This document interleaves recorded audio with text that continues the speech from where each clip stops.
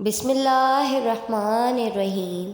السلام علیکم ورحمۃ اللہ وبرکاتہ۔ رسول اللہ صلی اللہ علیہ وآلہ وسلم نے فرمایا کہ پہلے زمانے میں ایک بادشاہ تھا، اس کے ہاں ایک جادوگر تھا۔ جب جادوگر بوڑھا ہوا تو اس نے بادشاہ سے کہا کہ اب میں بوڑھا ہو گیا ہوں اور میری موت کا وقت قریب آ رہا ہے، مجھے کوئی بچہ سونپ دو، میں اسے جادو سکھا دوں۔ چنانچہ ایک ذہین لڑکے کو وہ تعلیم دینے لگا۔ لڑکا اس کے ہاں جاتا تو راستے میں ایک راہب کا گھر پڑتا، جہاں وہ عبادت میں اور وعظ و نصیحت میں مشغول ہوتا۔ یہ بھی کھڑا ہو جاتا اور اس کے طریقہ عبادت کو دیکھتا اور وعظ سنتا۔ آتے جاتے یہاں رک جایا کرتا تھا۔ جادوگر بھی مارتا اور باپ بھی، کیونکہ وہاں وہ دیر سے پہنچتا اور یہاں بھی دیر سے آتا۔ ایک دن بچے نے راہب کے سامنے یہ شکایت پیش کی۔ راہب نے کہا، جب جادوگر تم سے پوچھے کہ کیوں دیر ہو گئی تو کہنا کہ گھر والوں نے روک لیا تھا، اور گھر والے بگڑے تو کہنا کہ جادوگر نے روک لیا تھا۔ یوں ہی ایک زمانہ گزر گیا کہ ایک طرف تو وہ جادو سکھاتا تھا اور دوسری طرف کلام اللہ اور دین اللہ سکھاتا تھا۔ ایک دن یہ دیکھتا ہے کہ راستے میں ایک زبردست ہیبت ناک سانپ پڑا ہے، جس نے لوگوں کی آمد و رفت بند رکھی ہے۔ ادھر والے ادھر اور ادھر والے ادھر ہیں، اور سب لوگ ادھر ادھر پریشان کھڑے ہیں۔ اس نے اپنے دل میں سوچا کہ آج موقع ہے کہ میں امتحان لوں راہب کا، دین اللہ کو پسند ہے یا جادوگر کا۔ اس نے ایک پتھر اٹھا کر اور یہ کہہ کر اس پر پھینکا کہ اے اللہ، اگر تیرے نزدیک راہب کا دین جادوگر کی تعلیم سے زیادہ محبوب ہے تو اس جانور کو اس پتھر سے ہلاک کر دے، تاکہ لوگوں کو اس بلا سے نجات مل جائے۔ پتھر لگتے ہی وہ جانور ہلاک ہو گیا اور لوگوں کا آنا جانا شروع ہو گیا۔ اور پھر لڑکے نے جا کر راہب کو خبر دی۔ اس نے کہا، پیارے بچے، آج کے دن تو مجھ سے افضل ہے، اب اللہ کی طرف سے تیری آزمائش ہوگی۔ اگر ایسا ہوا تو لوگوں کو میری خبر نہ کرنا۔ اب اس بچے کے پاس حاجت مند لوگوں کا تانتا لگ گیا۔ اس کی دعا سے مدر زدن، اندھے، گونگے، کوڑی، جذامی اور ہر قسم کے بیمار اچھے ہونے لگے۔ بادشاہ کے ایک نابینا وزیر کے کان میں یہ بات پڑی۔ وہ بڑے تحفے تحائف لے کر حاضر ہوا اور کہنے لگا کہ مجھے شفا دے دے، تو یہ سب کچھ تجھے دے دوں گا۔ اس نے کہا کہ شفا میرے ہاتھ میں نہیں، میں تو کسی کو شفا نہیں دے سکتا۔ شفا دینے والا اللہ وحدہ لا شریک ہے، اگر تو اس پر ایمان لانے کا وعدہ کرے تو میں دعا کروں۔ اس نے اقرار کیا۔ بچے نے اس کے لیے دعا کی، اللہ نے اسے شفا دے دی۔ وہ بادشاہ کے دربار میں آیا اور جس طرح اندھا ہونے سے پہلے کام کرتا تھا اسی طرح کام کرنے لگا۔ اس کی آنکھیں بالکل روشن تھیں۔ بادشاہ نے مشتعب ہو کر پوچھا کہ تجھے آنکھیں کس نے دی؟ اس نے کہا، میرے رب نے۔ بادشاہ نے کہا، ہاں، یعنی میں نے دے دی ہے۔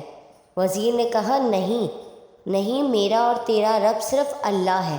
اب بادشاہ نے اس کی مار پیٹ شروع کر دی اور طرح طرح کی تکلیفیں دیں اور پوچھنے لگا، تجھے یہ تعلیم کس نے دی؟ آخر اس نے بتایا کہ میں نے اس بچے کے ہاتھ پر اسلام قبول کیا ہے۔ اس نے اسے بلایا اور کہا کہ اب تم جادو میں کامل ہو گئے ہو، اندھوں کو دیکھتا ہو اور بیماروں کو تندرست کرنے لگے ہو۔ اس نے کہا، غلط ہے، میں کسی کو شفا نہیں دے سکتا ہوں، نہ جادوگر ہوں، شفا اللہ کے ہاتھ میں ہے۔ وہ کہنے لگا، اللہ تو میں ہی ہوں۔ اس نے کہا، ہرگز نہیں۔ بادشاہ نے کہا، پھر تو میرے سوا کسی اور کو رب مانتا ہے؟ تو اس نے کہا کہ میرا اور تیرا رب اللہ ہے۔ اس نے اب اس بچے کو طرح طرح کی سزائیں دینی شروع کر دی، یہاں تک کہ راہب کا پتہ لگا لیا اور راہب کو بلا کر کہا کہ اسلام کو چھوڑ دے۔ اس نے انکار کیا تو بادشاہ نے اسے آرے سے چروا دیا۔ پھر اس نوجوان سے کہا کہ تو بھی دین اسلام سے پھر جا۔ اس نے بھی انکار کیا تو بادشاہ نے اپنے سپاہیوں کو حکم دیا کہ اسے فلاں پہاڑ کی چوٹی پر لے جاؤ، وہاں پہنچ کر بھی اگر دین سے باز آ جائے تو اچھا ہے، ورنہ وہیں سے لڑکھڑا دینا۔ چنانچہ سپاہی اسے پہاڑ کی چوٹی پر لے گئے۔ جب اسے دھکا دینا چاہا تو اس نے اللہ سے دعا کی، اے اللہ، جس طرح تو چاہے مجھے اس سے نجات دے۔